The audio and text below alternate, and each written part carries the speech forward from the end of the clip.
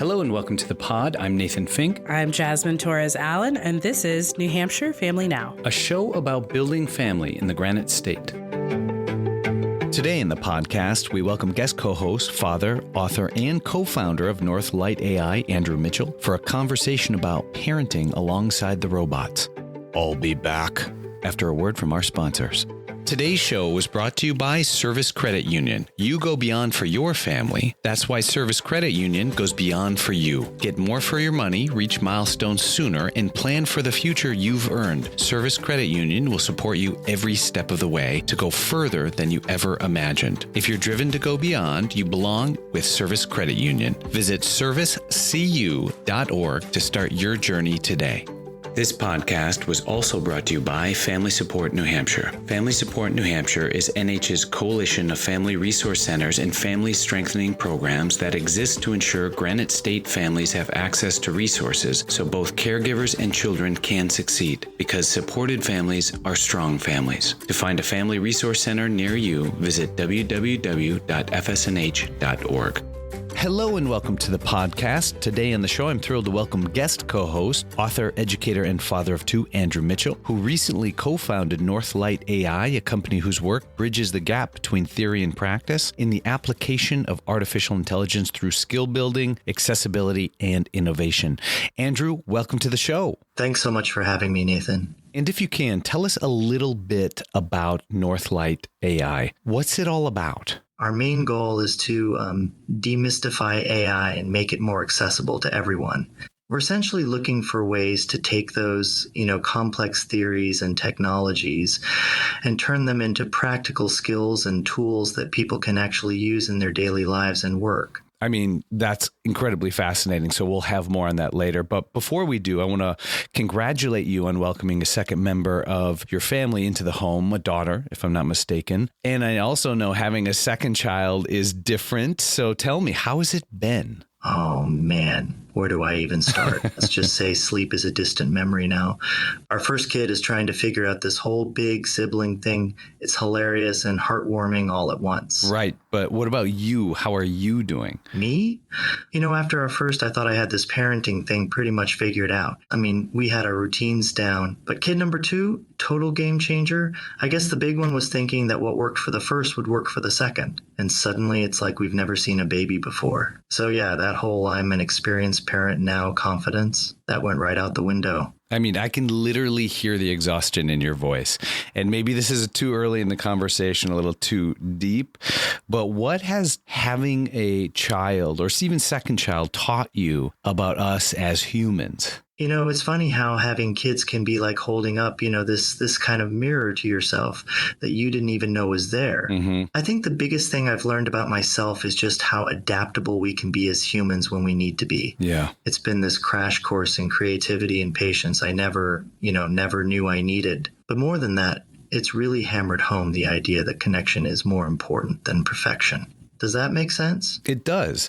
And I think what I'm driving at is our perception of the realities we inhabit are inextricably linked to what has happened to us that was out of our control, right? Like what we build around us is a product of what we've known. You're absolutely right. I mean, we often create environments based on what we know or have experienced. It's a perfect example of how we sort of unconsciously prepare for what we think is coming based on our past experiences. But children have this amazing way of surprising us and challenging our assumptions, don't they? Absolutely. We're constantly using our past experiences to predict and prepare for the future. I like how you put that, to predict and prepare for the future. Because when you think about it, it's inbound information that helps inform what's to come in life, Like this podcast, for example, every other Wednesday it comes out. You go to Apple Podcast or Amazon or Stitcher or wherever, even the website, and here we are chatting. But you are not really here, are you? No. In fact, I'm not talking to Andrew Mitchell right now, am I? That's correct. This is not Andrew Mitchell. This is an AI-generated simulation. Hello? Hello? Hello? Oh, wow. I can see my house from here. So, back up. What, in fact, then, were we listening to? So essentially, we were listening to a version of our voices based on a software that we used called 11 Labs that basically just pulled in as many different data points as possible to try to simulate our voice. Mm-hmm. Basically, how this worked is I took the questions that you gave me and I plugged them into, it's a tool called Claude. It's kind of like ChatGPT. It's a large language model. And I just plugged it in and kind of explained the context. I said, I'll be on a podcast about XYZ. These are some of the topics we want to talk about. Help me answer this question. And then Claude responded as if it's me, wrote out this text. I will say some of the tweaks I did, at first it came off as too overly stuffy. And so I said, I want it to be more conversational, more kind of free-flowing feeling. And so I think hopefully what you hear on some of this, our previous exchanges before this moment, are those synthetic, weird little human quirks or behaviors, the hesitations, the random exclamation points, that sort of stuff. So how do we know, though, how did you ask it to be more particular to you? Because you're saying, here's the scenario, but how does it know you that these are your, in fact, responses? Well, and that's the kind of the strange part. It doesn't, right? And so what you start, I think what I've started to realize, especially this experiment, is how much of our interactions in real life, not putting AI aside, are sort of muscle memory in this way, right? Where we respond based on structures that have been ingrained to us through previous conversations or interactions, or it's a lot. It feels like then it's a lot of fluff, really. It's a lot of almost posturing, pausing, transitioning, right? Exactly. So there's not a lot of meat there, though. That makes me want to ask, in those responses, what do you identify with? What don't you identify with as being untrue to you in your experience? I kind of identify with what I perceive as some of that self-consciousness of the human. I put that in quotes here. And what I mean by that is the responses very much feel like somebody who's on a podcast and doesn't really know where things are going to go and is sort of making it up as they go along, and also trying to obey certain standards or rules that they've perceived from other podcasts or how these sorts of things work. I see it as, you said fluff, and I think that's totally true. And I think a lot of the reality is a lot of conversations are fluff. Right. And that's very human. It's like a waiting for Godot moment where we're just kind of waiting for this humanity to go through the door. And it never does, because it's all about posture and context. Right. Is there anything that AI missed that's particular to your experience with a second child? I would say it missed 99.9% of the experience of having a second child. And to me, that experience is often the stuff you can't fully articulate or understand yourself, right? It's certain anxieties or fears of, it could be a totally irrational fear. What happens if something happens tomorrow and I lose my family? Mm-hmm. Or what happens if something happens a week from now and financially we can't make it work? I mean, I think that's the stuff that AI doesn't really pick up. It kind of picks up on those psychological cliches in a way, like, having a kid, it's like holding up a mirror and seeing a reflection of yourself. Mm-hmm. I think that's true, of course, but I think it's the human part is so much deeper and stranger, really a tangled sort of Gordian knot of we're irrational. We're often driven by fear. I think it's normal that a lot of parents are driven by fear or uncertainties or anxieties that the AI can't quite pick up on because it has the certainty of billions of data points that it's been trained on before. Okay, so that means then voice, what we're thinking about is voice as data. Yeah, exactly. So it's ingesting the voice, and a big part of it is it's something called generative adversarial networks. And what those are, I know that sounds like a big lofty phrase. It sounds terrible. It's not as terrible as you think. Essentially, you can think of it sort of as like the devil and the angel on your shoulder. Okay. And so what it is to train these systems, they want to find the way to make it sound as realistic as possible, right? So that you don't know that it's not actually Andrew Mitchell talking. That's what the goal is, right? Ultimately. Right. Which also feels adversarial. Well, yeah, for sure. And I think there's plenty of fears around it is the deep fake stuff. But really, I think as far as what we heard, the angel was trying to get it to be as accurate as possible, right? It wants to find the fraud in our discussion. It wants to say, no, this isn't real. And the other side, the devil, wants to trick the angel, right? So it's coming up with all these ways to really try to synthesize our speech to make it sound more realistic, to fool us. Now, this happens billions and billions of times. This is how it's trained, right? So eventually, the angel has a harder and harder time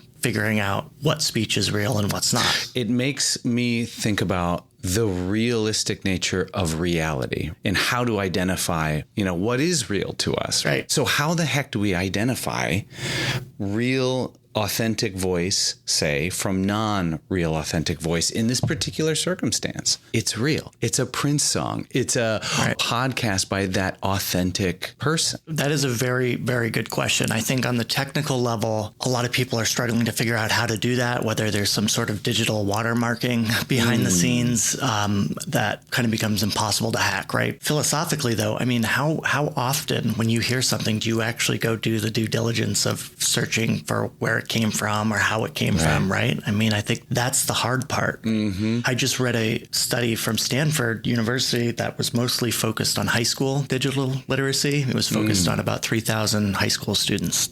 I would argue the study could apply to anybody, not just high school students. But really 98% of these students had trouble identifying basic discrepancies in truth versus fiction, and identifying, for example, if there's big oil is sponsoring a company, right? They're not able to pick up on that bias. They're not able to detect ulterior motives, that sort of thing. And so, of course, the bad actors, once they start, and they've already started using this, they can manipulate AI to make us think certain things, do certain things. And we know that. We already know that's been proven, is that AI has the power to steer us to behavior. And because it's ingesting so much data that we can't see, that it's sort of this invisible hallway that it's building. But I worry then about the other hand, which is this kind of apathy come sarcasm come distrust of everything. Right. Is this technology challenging the humanity that we experience? Absolutely. I think one of the things that surprises people when they hear that I started my own AI company is they're surprised at how skeptical I am overall. And I think I'm one of those people that I tend to get really interested and really impacted by things that I'm kind of freaked out by. And so I remember clearly when I first saw, do you remember DALL-E, the generated art based on text prompts? Once I saw that and saw it was producing, Van Goghs on the moon, literally, and that was early in the technological days too, but producing these really amazing sort of facsimiles of truth or facsimiles of art and reality, that freaked me out, because I come, just like you do, I come from the creative writing background, I come from the arts, and so you start to have that thought, what is the human role in humanity, right? At a very fundamental level, what role should human beings play? So what's interesting is, after that, I actually started getting into art. I started painting. It was a way for me to try to take back a little bit control and figure out what makes art art. I was never a painter, and then suddenly I became a painter. And I don't think it always goes that way, though. I think if I'm a creative right now, I think especially artists, they have a lot of valuable and reasonable gripes about AI. It's this insatiable, hungry machine that is really often taking stuff without permission at a fundamental level. It's interesting that you say that, because I did watch that progression. I was also watching you on the other side play with the AI prompts that were causing art. And I thought it was interesting because you saw the evolution, I think, of two technologies. And I'm making you a technology right now because I think that what we're looking at is an interpretation of information, as we said. So if you have paints and you are interpreting the world or what you're seeing, you're doing it in a way that is essentially pinging off your neurons and your skill sets and what you know, how you know it, right? AI is doing the same thing. And I think this is why it's interesting to me, is that AI is producing arrangements of information that I think are puzzling to us, because we don't think that way. It organizes in a way that's uniquely inhuman, which is scary, because then it's replicating this information for us in front of us and saying, now you deal with the way I arranged it. But I also think it's this mirror moment of who we've been as a society. If you hadn't, say, say, the Honest AI Project, where what you were asking it were questions that were difficult for us to answer around us and how we treat each other? Yeah, for sure. I think it's important to note that, and this might actually be encouraging to some people, I don't think AI is as smart as a lot of people think it is. That's both a good thing and a bad thing. When AI, these large language models that are producing these responses to our questions or our inquiries, really that's just an amalgamation of billions of different conversations on the internet, books, Reddit threads. It's taking all the stuff that has existed before and sort of running it through this pattern synthesizer and looking for what's most likely to come next in this sentence that I'm creating, or how do I classify this based on the billions of other data points that I've looked at. On one hand, it is sort of, this is really weird to say, but it is sort of like humanity pulled together into an algorithm and sort of stripped in a way that's hard to recognize. And I think that's what's scary, is a lot of the people designing these and programming these, they still don't understand fully how it's coming up with some of these responses or these outputs. Right. It's called the black box theory, and that is how does AI come up with this, or how does it prioritize or choose? Exactly. How does it prioritize? How does it choose? And ultimately, I'm going to butcher this anecdote, but I think it's fascinating. Is that I was reading about these doctors. They had come up against some sort of, I believe it was resistant bacteria to penicillin, resistant to these miracle drugs.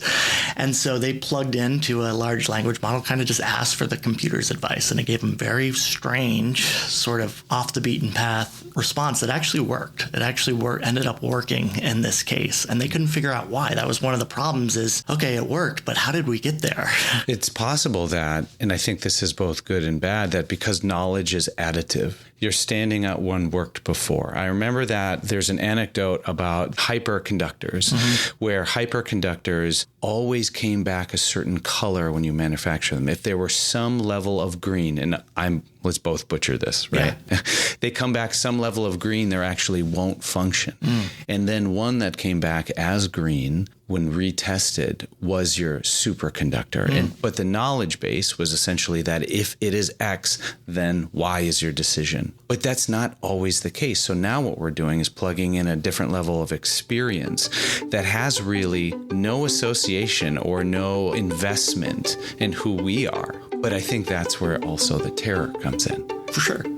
We're going to take a quick break, and when we come back, we'll have more with Andrew Mitchell. Don't go anywhere. Today's show was brought to you by Bank of New Hampshire. For 193 years, Bank of New Hampshire has put customers and communities first. With the expertise to help you realize your goals, their technology makes banking easier, and the friendly faces will make you want to visit in person. Want a bank that has your back? Bank of New Hampshire are your people. For more information, visit bnh.bank or call 1-800-832-0912. Member FDIC. Today's podcast was brought to you by Dartmouth Health Children's. As the only comprehensive pediatric healthcare system in the region, Dartmouth Health Children's promotes health, advances knowledge, and delivers the best patient and family-centered care for infants, children, and adolescents. Shared knowledge from expert providers across the system increases their ability to care for patients and families close to home. From annual checkups to specialized treatments, Dartmouth Health Children's is dedicated to ensuring all children live their happiest, healthiest lives. For more information, visit childrensdartmouthhealth.org. That's childrens.dartmouth-health.org.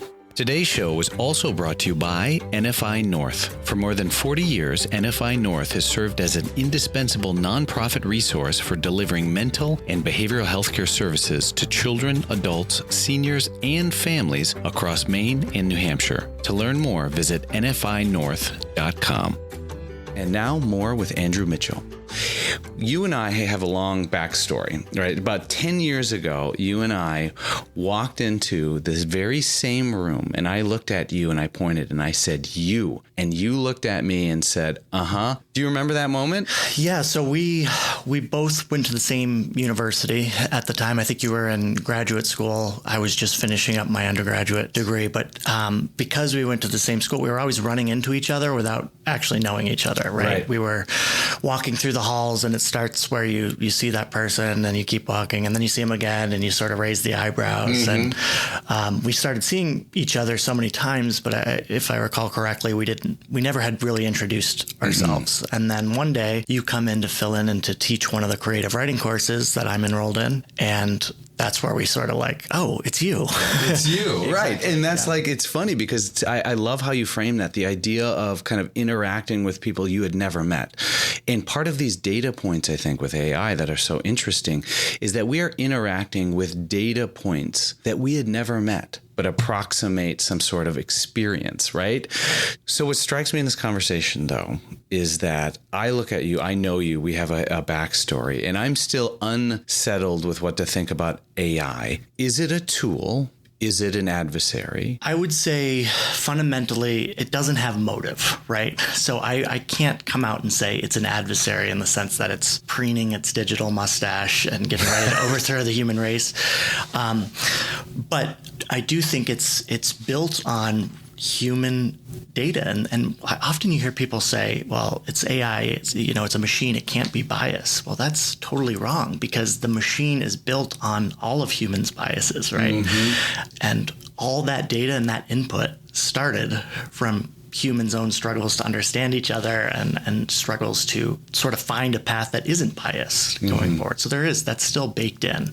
I guess that's my way of saying I try to dehumanize it because it isn't human. It's really important to remember that. I think the sort of end of the world part has been hyped up a lot. I think ultimately, if that's the case, where AI is sort of an apocalyptic, it's going to be the humans that are pushing that or using the tool. Yeah. So when I hear that answer, I think it's, you saying where I'm going to dehumanize something that inherently our fear is it dehumanizes us is interesting because as humans, what we look for is to anthropomorphize stuff. We look to cause, I think, a familiar or friendship-like relationship with things that aren't inherently can't do it. You've seen those memes of bears waving. Yeah. They're not waving. Right. That is kind of our instinct. So we want AI to look at us, to see us and say, I like you. I want to be with you. But it's built not to do those things. Right. Well, which brings me to another kind of thought I have, because when I think of even you going down this path, I think, what are you doing? You just had a second child. You've decided to leave a directorship at the university to pursue this. So on that level, why are you doing this in this point in your life as a father, as a spouse? It's going to sound corny, but I think it's true. I think there needs to be more people on this side who want to be part of the conversation and engage with AI and steer it towards, hopefully a more ethical future. Right now, it's divided into two very distinct camps of people that I've found. You have AI is the end of the world. It's going to ruin everything. And then you have the people who refuse to admit that there are any problems with AI. They say everything's perfect. Everything's great. It won't replace your jobs. It's only going to make your jobs easier. So nobody's really having an honest conversation about AI. And the problem with that is it's here. It's not going anywhere. I can't imagine a future where we put that back in the box, right? And so part of it is we need people to have some basic literacy around this, to understand it, and also to put forward potential solutions that aren't just controlled by 3 or 4 people on these trillion-dollar tech companies, right? I think there's a lot of value. It's funny, this podcast, it sounds like I have a really negative take. Some of the really positive stuff that can happen with this, though, we're starting to see. Like for me, I have ADHD, right? I've had ADHD. It's something I've battled with for a long time. And for me, often kicking off that initial part of a creative project or even a professional project is really tough. It's like trying to wrangle a billion different fish into one net. That's what my brain feels like. And so sometimes with AI, it's as simple as just, hey, give me a sample outline that I can sort of hang my thoughts on here. And AI will help map out, okay, this is what you could think of. These are some questions to ask, that sort of stuff. And that's helped me a lot. I think it's actually made me more creative in some ways. And I'm not just saying that. It's made me more creative in that I'm able to, oh God, this is the really hokey moment, but it's totally true, Nate. I'm able to focus more on the human stuff that I love and offload a lot of the non-human stuff that I don't really like. And as a worker, if I can spend 20 hours less a month on an Excel spreadsheet and 20 hours more a month working with people face-to-face, working with my clients face-to-face, listening to them, answering their problems, that's a huge win. And that's what's happening with AI. Yeah. But again, I don't think that answers why I did it now with a kid. Yeah. I think that's sort of, that kind of surprised even me. But it's just trusting your gut. There's that human part of it. It just felt like it was time to do this. And I saw a place where I think I can help, or at least add to the conversation in a productive way. Well, this is a show about building family in New Hampshire, right? And I think of AI and family, and I think, oh, those two things don't seem to go together. And yet here you are as a caregiver of two young ones at the center kind of building out a company, Northlight AI. How does something like AI affect the family unit? Oh, I think that could probably be its own podcast, truly. I think there's so many ways. So it could just be on a basic financial level. You have families that are struggling financially. They don't, they have a couple kids. They're stressed. At a fundamental level, AI helped me budget out a plan for meals, or for time-saving meals that I can cook, healthy meals, that sort of thing. I mean, even something as simple as that can be one way. Also, just asking what Claude or ChatGPT thinks about a certain situation. You can say, this is where I'm struggling with. I feel like as a parent, I don't know if I'm being too lenient or if I'm being too harsh. Here's the situation. It doesn't mean you run with whatever AI says and accept that as the end, as the truth. But it does give you a way to sort of bounce ideas off each other and think through some things. Right. And I think that's still very early, though. We haven't seen a lot of that yet, but I think that's going to be more and more possible. Does that mean then the second child that you had was more anxiety inducing? 100%. Yeah. I mean, we kind of joke about this. My first child, August, he in many ways was the easiest child we could have asked for. I mean, I got arrogant. I thought, wow, I can do this parenting thing. He slept through the night almost immediately as soon as after that feeding phase where you have to wake him up and feed him and all that. He was sleeping through the night. He actually put himself down for naps. I want to rent this kid. I know. And so, and the second kid we had, my daughter, right off the bat, she had a issue with eating. So she could breastfeed, but she couldn't drink from the bottle, which might sound like a tiny thing, but she had a tongue tie. So it's just the way she could ingest the milk. Well, guess how we discovered this? We discovered this on my first day of parental leave as a father. So my wife had gone back to work, and we had kind of told ourselves, yeah, she'll figure it out, right? She's going to need to eat. Yeah. So if she can't breastfeed, she'll figure out the bottle. And that whole day she screamed. And for a couple weeks after that, I was driving to my wife's work 2 or 3 times a day, which is about 20 minutes away. Oh, wow. So that was this whole other experience where even when they said, okay, well, this is part of the reason why, right? There's a tongue tie. We have to do this minor procedure so that she can ingest milk a little bit more easily. Then you start questioning, well, as a father, like, why doesn't she want to drink from the bottle with me, right? And these sorts of things. And why is she so much more comforted in my wife's arms than me? And I think it can feel, you can almost take it personally. It sounds ridiculous, but you can almost be like, we had it. What happened? We had it so easy. Yeah, you're discovering your role, I think. Right, yeah. right. Well, it's been an absolute pleasure, Andrew. Thank you so much for coming on the show. Thanks for having me. This is Andrew Mitchell from Melbourne, Australia. This is Andrew Mitchell from London, England. This is Andrew Mitchell from Paris, France. And many thanks to the Office of Social and Emotional Wellness, or OSEW, at the NH Department of Education for sponsoring this podcast. OSEW's mission is to advance youth social emotional wellness by collaborating with federal, state, community, and family partners to implement evidence-based, data-driven, preventative, and responsive approaches to lifelong social emotional skills for New Hampshire's students. To learn more about the Department of Education, visit www.education.nh.gov. Merrimack County Savings Bank, where Merrimack style is treating everyone with care, respect, and compassion, proudly supports the mission and efforts efforts of New Hampshire Children's Trust. Founded in 1867, the Merrimack has served people, businesses, nonprofits, and municipalities in central and southern New Hampshire for over 157 years. Visit local offices in Bow, Concord, Contoocook, Hooksett, Nashua, and Wyndham, or go to themerrimack.com. New Hampshire Family Now is listed on Apple Podcasts, Spotify, Google Podcasts, Amazon Music, Stitcher, iHeartRadio, and more. Listen wherever you get your podcasts or ask your smart speaker to play New Hampshire Family Now.